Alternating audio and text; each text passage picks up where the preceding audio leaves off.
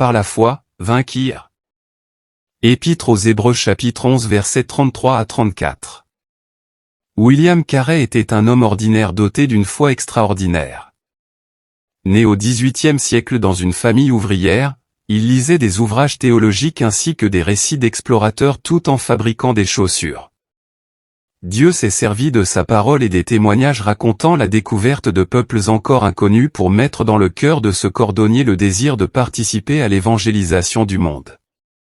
Carey partit ensuite en Inde comme missionnaire. Là-bas, il accomplit l'œuvre d'un évangéliste et apprit plusieurs dialectes dans lesquels il traduisit ensuite la Bible. Sa passion pour la mission transparaît dans cette célèbre déclaration.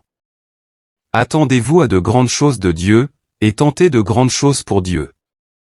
William Carey vivait selon cette maxime, et son exemple a inspiré des milliers de personnes à s'engager dans l'œuvre missionnaire.